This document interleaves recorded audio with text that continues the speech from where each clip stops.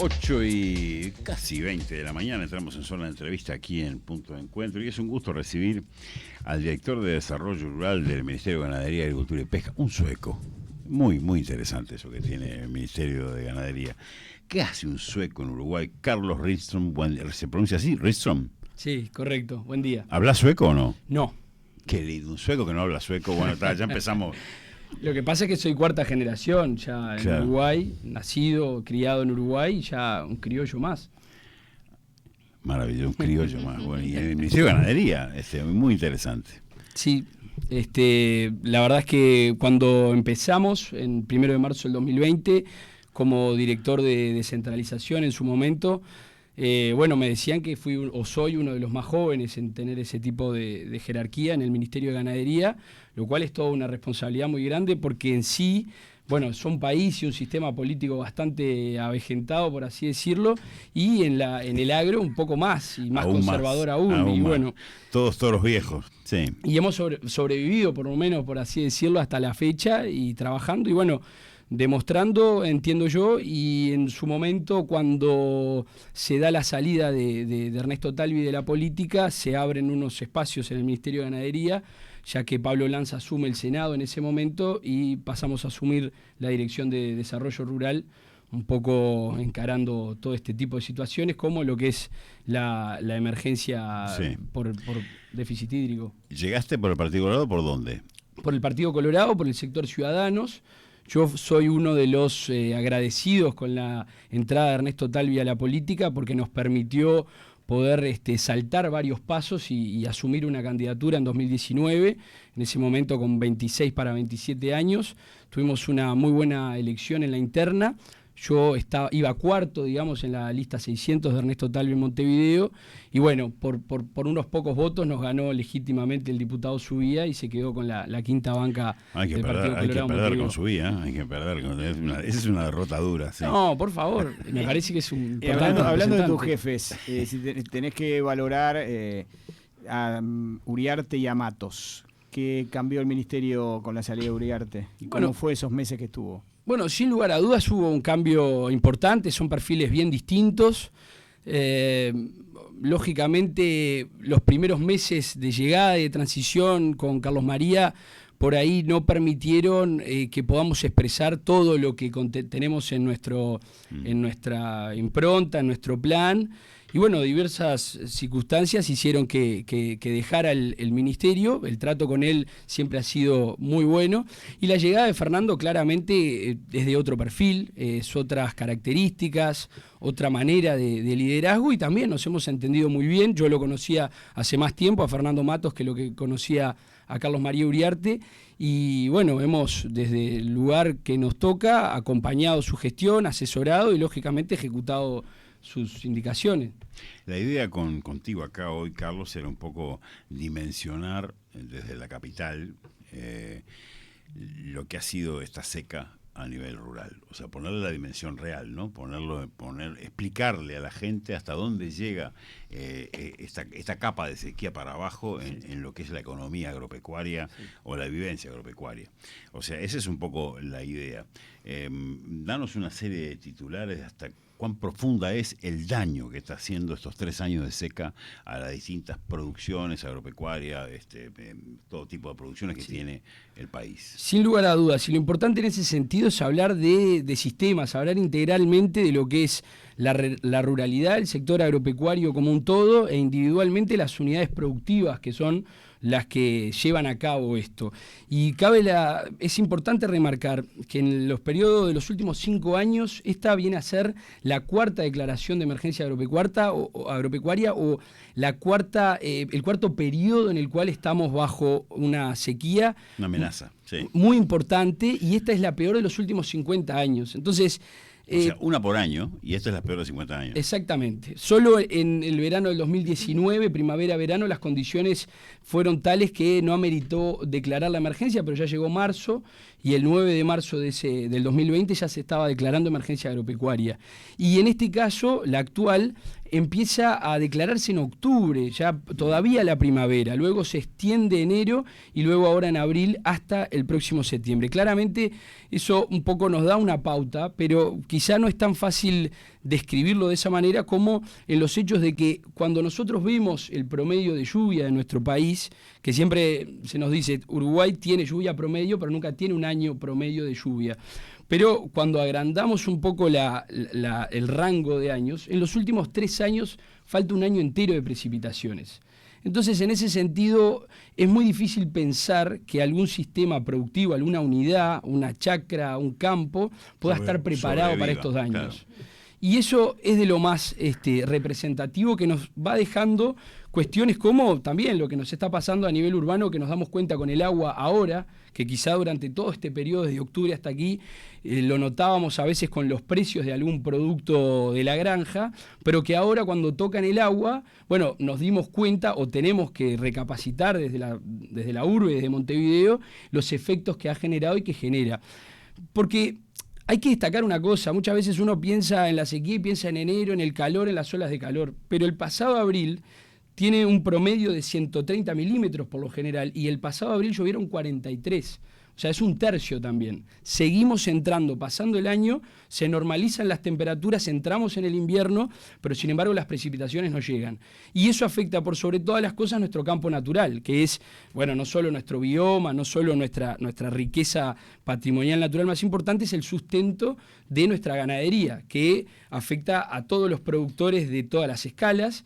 Y en ese sentido... Carlos, ¿qué va a comer el ganado este invierno? Bueno, esa es la gran pregunta que nos hacemos, es la gran dificultad que se tienen que hacer todos los sistemas. Y allí, obviamente, cambia de caso en caso de productores que se vienen preparando para estas ocasiones, que fueron intentando diferir forrajes de periodos anteriores, pero hay sistemas que vienen golpeados en toda esta serie y que para ello el Ministerio trata de exponer medidas como para dar aire y seguir produciendo, porque lo importante es que no se caigan esas unidades productivas. En ese sentido, se ha habilitado el quitarle tasas consulares y tasas impositivas a la importación de granos para hacer ración. Nosotros estamos a través de préstamos subsidiados, a través de República Microfinanzas, apoyando a esos productores. Tenemos para la franja de productores familiares más pequeños un plan de contingencia alimentaria en la que ya hemos entregado buena parte de ración para terneros y que vamos a estar durante el invierno entregando ración para ganado adulto. ¿Cuántos son ellos? ¿Cuántos son y cuántos se presentaron a recibir ayuda? Bueno, actualmente el registro de producción familiar en Uruguay tiene unas 15.000 unidades. Eso va cambiando porque son declaraciones juradas de 3 años. Prácticamente la mitad, un poquito menos, son ganaderos y también ganaderos de existencias bajas, porque fuimos específicamente a ellos, que eran alrededor de unos 6.000 y unos 2.200 son los que ya han concursado y han postulado y están siendo, cuando terminen, asistidos. Sí. O sea que hay 4.000 que no. Hay 4.000 que no. ¿Que no por qué? ¿Porque no llegan? En el universo hay 4.000 que son ganaderos familiares, pero que en la declaración jurada de COSE no tienen existencias superiores a donde pasamos la raya. Ajá. Por un lado. Por otro lado, hay otros, quizá 1.000, que sí entran en estos registros, que sí están en esos universos de registros que siempre pueden ser corregibles y que capaz que no son la foto exacta, porque como te digo, la declaración jurada de productor familiar es por 3 años, que no postularon en el tiempo que había para postular. Que no quiere decir que no se estén adecuando a otras de las medidas que estamos llevando a cabo. En total son unas 11.000 unidades productivas a nivel nacional, las que en todos los casos tienen menos de 500 hectáreas con IAT 100. Eso te iba a preguntar, ¿qué es una unidad familiar por ganadera? Bien, la producción, nosotros estamos en el marco del diseño de la producción familiar, que es, más allá de una escala, es una tipificación particular definida primero por las Naciones Unidas, luego por una ley en nuestro país que habla de que tiene que explotar hasta 500 hectáreas con IAT 100. La mano de obra familiar tiene que ser la principal. Las personas tienen que vivir en el predio o hasta 50 kilómetros y los ingresos extraprediales, es decir, dedicarse a otra cosa, no puede ser superior a las 14 BPC. En ese sentido definimos que no es simplemente el médico del pueblo que tiene un campito o el escribano, otra cosa, es gente que se dedica a ello y vive gente que vive en el campo. ¿Y qué les dan a ellos? En ese caso, en esta política en particular, lo que se subsidia es con ración, que tiene un subsidio superior al 75%, es decir, en ninguno de los casos el productor va a pagar más de $100 por tonelada de ración que recibe, y esta es financiada por 12 meses. Eso es un poco como para dar un shock alternativo a los demás. Agua también.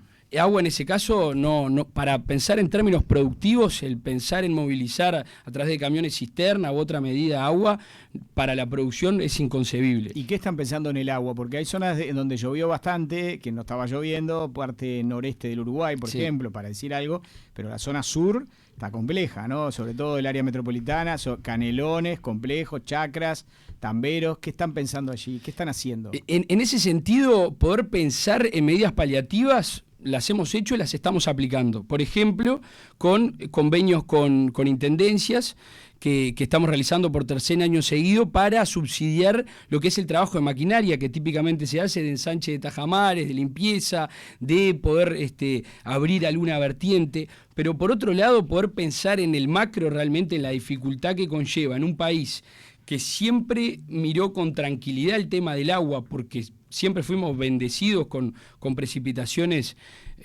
altas relativamente. En la situación en la que estamos enfrentando es muy difícil estructuralmente poder cambiarlo. A ver, hay producciones hortícolas o frutícolas muy serias, muy bien adaptadas en el sur de nuestro país, que tienen infraestructura muy bien pensada para regar durante todo el verano, pero en situaciones como la que estamos viviendo, no tienen agua. Estaban regando a fines de octubre o principios de noviembre lo que tendrían que estar regando en febrero. Eso, la verdad es que queda por fuera de cualquier planificación. O sea que es una situación que se puede poner crítica en el punto ese que está señalando, área metropolitana, Canelones, Florida, San José, Tamberos, Colonia, porque no hay agua, no está lloviendo, no llovió en abril, en mayo viene bajísimo y no va a darse, y veremos qué pasa en junio. A ver, hay algunas señales alentadoras. En el Pacífico, lo que nos dicen los indicadores que prepara Inumet y demás, nos indican que para el trimestre que estamos atravesando hay un 45% de chance de que aparezca el efecto Niño, que en nuestro país es más humedad, más lluvia. Pero todavía no se está expresando. En el mes de abril teníamos porcentajes similares y no se expresó, sino que lo contrario. Ya más bien en el trimestre de diciembre, noviembre, diciembre, enero, ya llega al 85% de probabilidades de que tengamos Niño, lo cual es un horizonte esperanzador, pero sin lugar a dudas la situación es compleja y por lo tanto se tomó la decisión de seguir bajo marco declaratoria de emergencia agropecuaria hasta septiembre. Nosotros seguimos aplicando medidas, seguimos manejando nuevas posibilidades y seguimos constantemente desde el Ministerio de Ganadería negociando con el Ministerio de Economía y Finanzas para contar con todos los recursos que se dispongan para por lo menos paliar la situación a los productores. Carlos, ¿piensan que hay un número importante de productores que no se van a poder recuperar pese a las medidas?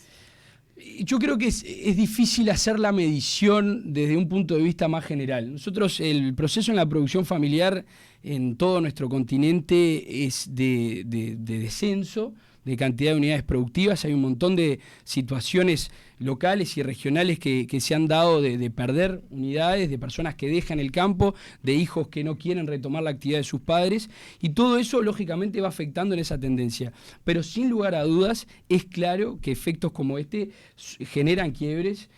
Seguramente lo vamos a ver cuando termine el censo general agropecuario, en lo que va a ser la imagen con 10 años atrás, porque más allá de lo productivo, de lo económico, lo motivacional, en situaciones como la sequía que hemos vivido, con ver tanta desolación en el entorno de un predio, de un campo, realmente es muy fuerte. ¿Tenés casos cercanos de gente que entregó el campo? He conocido varios. Nosotros hemos recorrido durante todo este periodo, desde octubre en adelante, hemos intentado estar presente en todo el país, visitando a través de Mesa de Desarrollo Rural, a través de organizaciones de productores, cooperativas, fomento y demás, intercambiando, viendo oportunidades caso a caso que se podrían hacer y lógicamente también siendo receptorio de la frustración de estos productores natural y sabemos de casos sí, de que lamentablemente algunos venían tambaleando y este tipo de golpe los dejan en la lona. Se lo queda un grande. ¿Cómo, perdón? Se lo quedan los más grandes. Sin lugar a dudas, eso entra en el mercado típicamente y los procesos de extranjerización y concentración de la tierra en nuestro país han sido concretos desde el año 5 o 6 aproximadamente, con la soja. Antes, bueno, sí. Inclusive, y ese tipo de realidad es una gran pérdida patrimonial como país, porque allí ya deja de existir una comunidad rural, son familias que típicamente van a los cordones a los cinturones de pobreza de toda la ciudad de nuestro país, y allí se convierte en una situación mucho más compleja de encarar desde la política pública que poder mantener a esas familias en la ruralidad. ¿En qué departamento se ha dado más? Bueno, particularmente ha sido generalizada la situación, pero si habría que definir en el proceso más fuerte, por ejemplo, que se ha visto en las últimas décadas, ha sido en el noreste de Canelones, por ejemplo, para dar un caso. También creo que cambia las microeconomías que han habido en algunos lugares, van un poco divergiendo esas realidades. Por ejemplo, nosotros vemos como muy positivo el trabajo que se ha hecho en Cerro Largo con la aparición de muchas alcaldías, un poco lo que nos cuentan en esas zonas, el tipo de reconversión de la política a nivel local, y son temas que empiezan a incitar a dar condiciones de mantenerse. Pero en líneas generales eso ha sido un proceso generalizado en nuestro país, y como principalmente lo que afecta es a la ganadería, en cierta forma, por ser el principal rubro en cuanto a unidades productivas, esta se distribuye en todo el país, así que no puedo focalizar dónde es peor. Carlos, el ministro Matos había hecho hace unos meses $2.000 millones de pérdida, hace meses. ¿Este número aumentó? Este número, la última vez que conversamos con la oficina OPIPA, quien realiza todas estas presupuestaciones en el Ministerio, mantenía básicamente esa proyección, porque un poco lo que tiene que ver con eso es no solo en lo que se deja de ganar, por ejemplo en la movilización de un montón de toneladas de soja y demás, es muy importante en cuanto al capital invertido en la generación de praderas que deben ser amortizadas muchas veces en 3 o 4 años, que en este caso se siembran y no se llegan ni siquiera a germinar esas semillas o a sobrevivir. Por lo tanto, sin lugar a dudas, el efecto es realmente gigantesco, y también en muchas cosas que a veces son difíciles de medir, en los multiplicadores que tienen el resto de la sociedad, el hecho de que venga un camión a llevarse un flete o de terneros o de granos o los litros de leche que se consumen, y luego todo el proceso hacia adelante y el derrame que tiene en la sociedad y la economía, sin lugar a dudas se va a sentir. Y esos la efectos ministra son profundos. lo dijo el otro día en el PBI, ¿no? Ya afectó el cuarto trimestre y está afectando las previsiones para este año, ¿no? Ya lo dijo hace poquito, ¿no? Sin lugar a dudas. Este año 2 o menos de 2 y no se sabe cómo termina, así que tampoco. Tenemos la suerte, por así decirlo, de que el año pasado tuvimos suerte, porque más allá de la circunstancia de emergencia agropecuaria que teníamos, la sequía que todavía estábamos viviendo, los precios en muchos casos eran muy positivos. Entonces el productor vendió y vendió bien. Pero sin lugar a dudas este cimbronazo lo vamos a sentir como el conjunto de la sociedad, y lo importante también para nosotros es cómo vamos a estar parados para levantarnos, para seguir adelante y para intentar ser cada vez más resilientes en ese sentido, porque todas las proyecciones a nivel mundial nos dicen que este tipo de eventos van a ser más recurrentes y cada vez más profundos. Sí, es un invierno con heladas terribles, un frío. Te quiero preguntar por la vacunación contra la gripe aviar, ¿cómo viene? Bueno, el proceso, por supuesto, que viene en marcha. Se hizo todo un trabajo importante de los servicios ganaderos, primero para contar con laboratorios que puedan tener las vacunas y con un plan que empiece a vacunar a lo que son las ponedoras. Estos temas tienen su discusión muchas veces al sector productivo, porque involucra declararse libre con vacunación con respecto de esta situación. Y la verdad es que, si bien no soy un gran entendido del tema, ni el sanitario, ni la avicultura en general, eso un poco también genera lógicos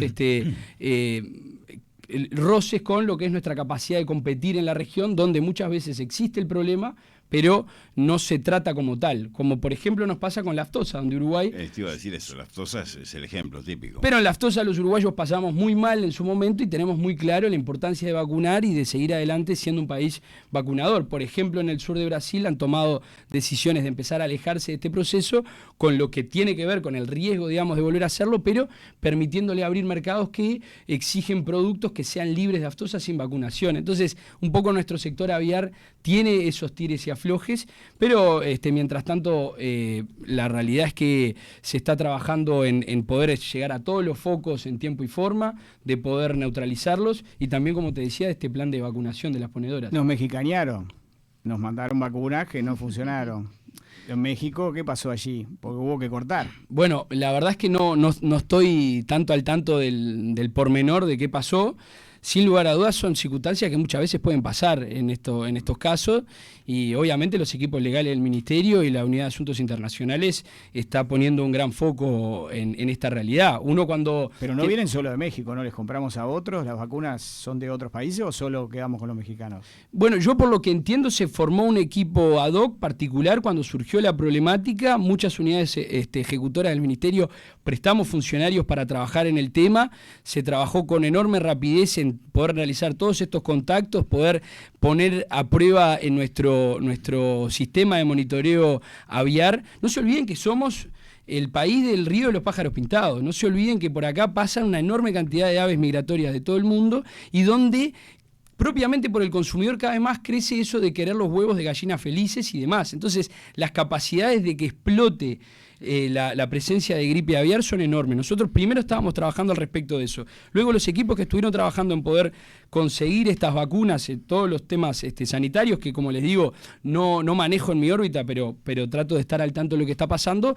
Bueno, hicieron gestiones que lamentablemente trajeron esta problemática, pero no es una cuestión como que el Uruguay, luego de que pasen estas cosas, vamos a mirar para el costado y no, obviamente se van a tomar acciones legales al respecto y se sigue trabajando. ¿Qué hacemos con los productores que sufrieron pérdidas con los animales que tuvieron que ser sacrificados, no? Bueno, allí obviamente hay un fondo por enfermedades prevalentes que aplica la Dirección de Servicios Ganaderos, aunque lógicamente imagínense en el marco en el que estamos, que se vienen dando préstamos por el valor superior a 820 millones de pesos, todo lo que les comentaba de unos 200 millones de pesos en estas compras de ración y los trabajos con las organizaciones para ello, 50 millones de pesos en el trabajo organizado con las intendencias, más todo lo demás que se viene realizando como política pública, y aparecen al mismo tiempo estas dos circunstancias.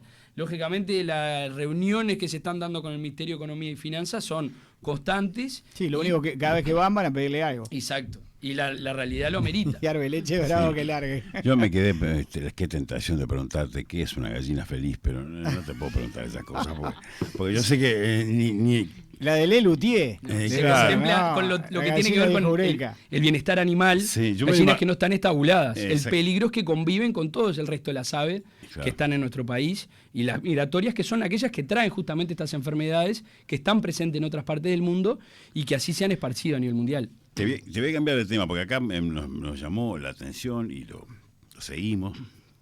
El propio Matos, sentado ahí donde estás tú, nos dijo un día que iban a autorizar y iban a generar una especie de movimientos cooperativos entre productores de papa para que importaran papa en algún momento ante la crisis nacional. Después eso se extendió a frutas y verduras. Este es un mecanismo ¿cómo está funcionando? ¿Cómo es el mecanismo económico que lo engloba? Me imagino que en tu sección, en el Ministerio del Desarrollo Rural, está pensándose económicamente el impacto que esto va a tener. Sin lugar a dudas, este es un tema que se vuelve muy sensible en estas épocas, donde empiezan a subir los precios de la fruta y las verduras. Sí, el morrón 120, ver pasar un morrón es como... Y ahí desde las ciudades nos acordamos de los productores, claro. Pero cuando producen bien, cuando hay mucha oferta y los precios se pinchan, nos olvidamos. En ese sentido es desde la Junta Nacional de la Granja, o desde la DIGERA y la Dirección General, donde sesiona la Junta, donde se determinan lo que llaman AFIDI, que son esos permisos de importación de estos productos. ¿Cómo que se llaman? AFIDI. AFIDI, es una sigla. Que si me la preguntás en este momento, no la recuerdo. Te vi. Pero, te capté enseguida, no me preguntes AFIDI, por favor. Pero, sin lugar a dudas, allí lo que se determina es un poco, a partir de lo que se está manejando en el mercado, qué necesidades hay de importar. Y en ese sentido, generalmente era una lista abierta donde se participaba desde cualquier punto de vista, cualquiera. Tú, Nano, acá sentado, podrías postular ganabas por sorteo y importabas un camión de cebolla desde Brasil, por ejemplo. Eso es lo que cambió. Y eso es lo que cambió. Ahora es el productor de cebolla el que se encarga. Exactamente. Esas son las políticas que se están llevando a partir del director Nicolás Chiesa en la dirección de la granja, un poco para que cuando se nos da bien la producción y los precios son bajos, bueno, se resiente un poco el productor, pero cuando hay que buscar un equilibrio para el consumidor por los precios de importación, también sean los mismos que perdieron su producción de la chacra los que sean los en todo caso, beneficiarios con ese esquema.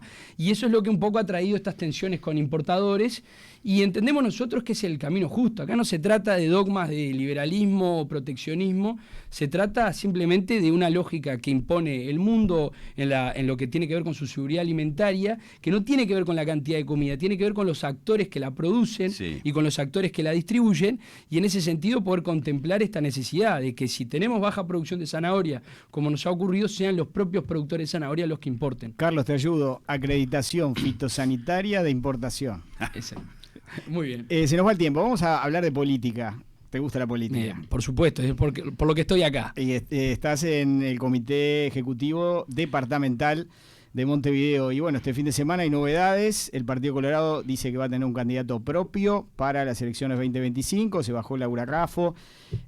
¿Cómo están analizando el tema? Ojeda no va más porque Ojeda fue el candidato que de alguna manera estuvo acompañando a Raffo. ¿Cómo lo van a definir? ¿Qué es lo que van a hacer? Bueno, lo importante en ese sentido, yo estoy desde julio del año pasado asumiendo la Secretaría General, que es la máxima representación orgánica acá en Montevideo, y por supuesto en ese sentido seguimos trabajando en una línea que comenzamos en 2020 de poder cambiar varias cuestiones que entendíamos que el Partido Colorado estábamos haciendo mal a la hora de encarar los procesos de elecciones departamentales. Eso tiene que ver con nuestra construcción de programa, tiene que ver con nuestra participación en el territorio, nuestra salida a expresarnos en todos los municipios, en todos los barrios, y tiene que ver también con nuestra preparación de cuadros políticos.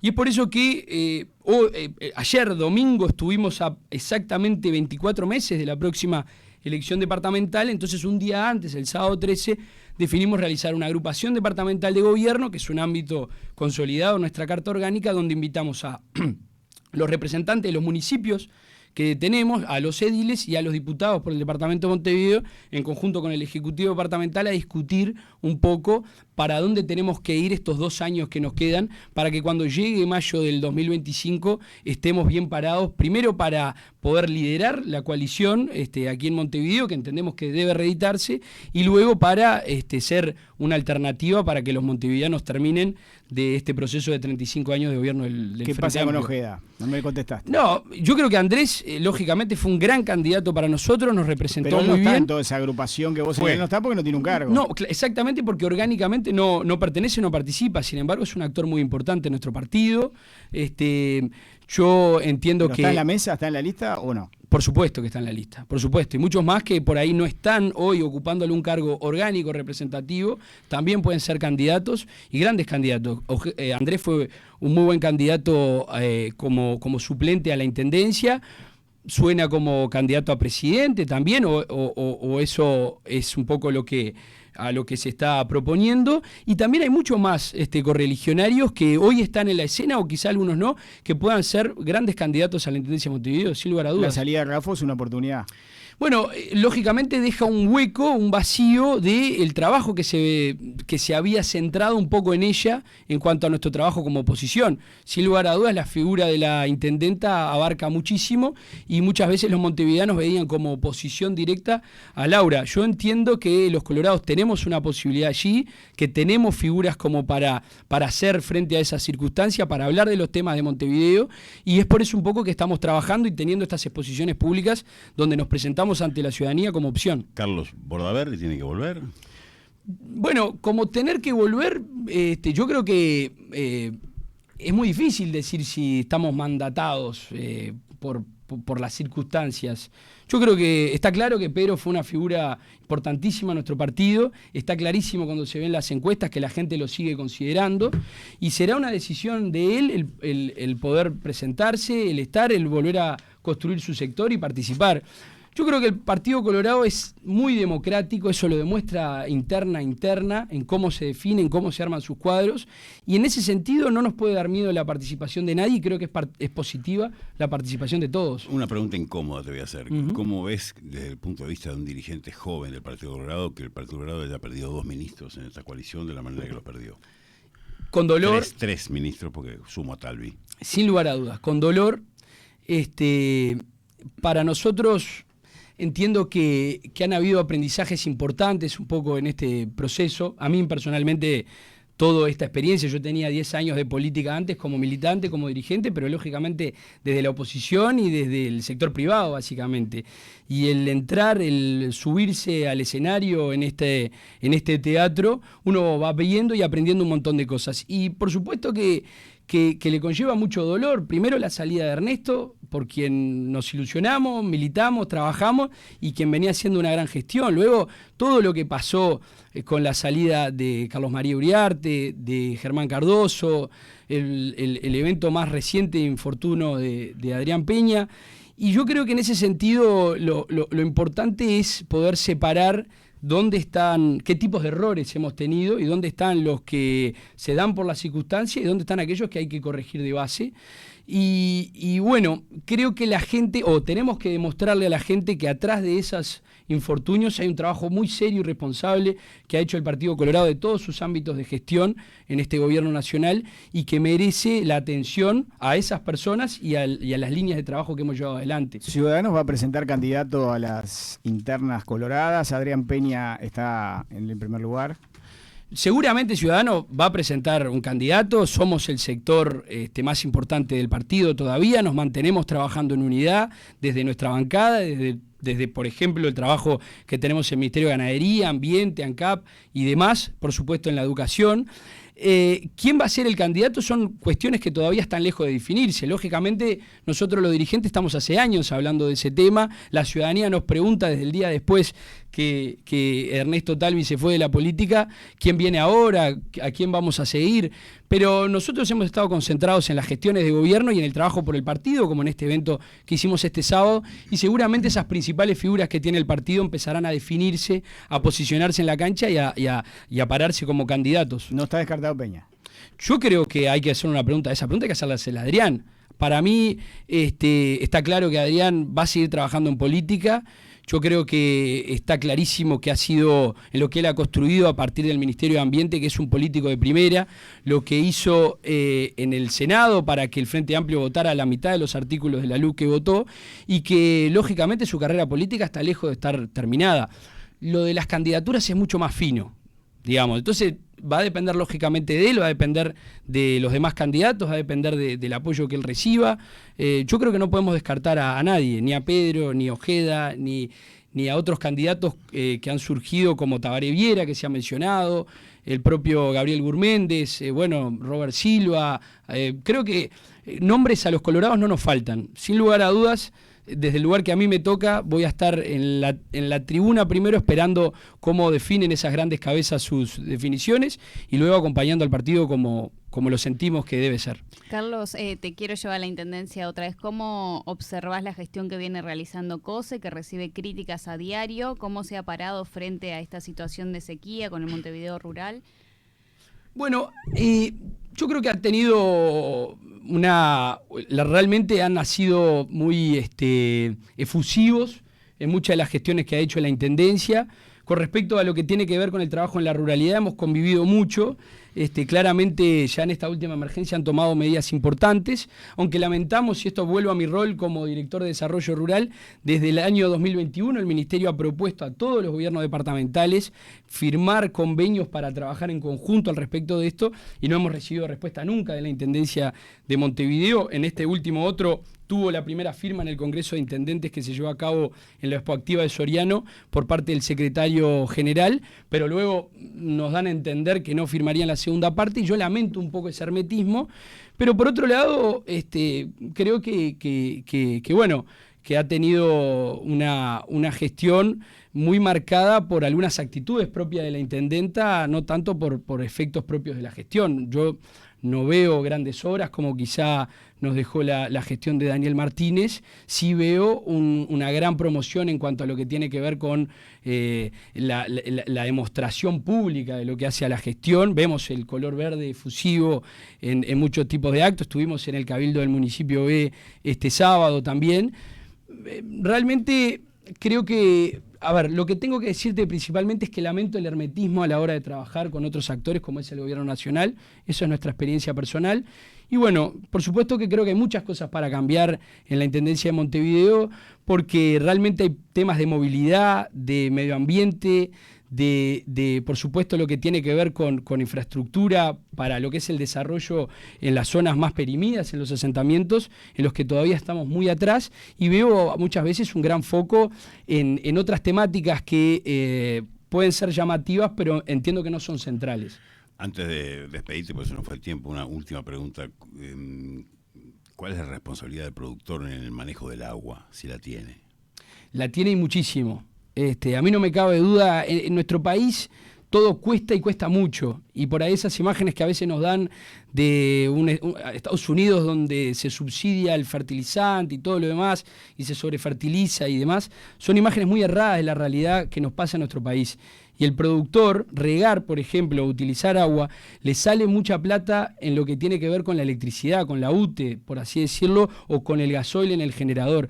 Entonces eso, lógicamente, como cualquiera en su economía personal, lo hace ser muy precavido. Y en líneas generales yo creo que la responsabilidad del punto de vista del productor es absoluta, es el primero en darse cuenta cuando empieza a faltar el agua y el sentir, lógicamente, estos daños, a diferencia de nosotros que quizá vemos todo verde aquí en la ciudad. Así que quiero dignificar en ese sentido el rol de los productores en esto que nos pasa. Bien, director de Desarrollo Rural del Ministerio de Ganadería, Carlos Rizzo, un placer haberte tenido acá.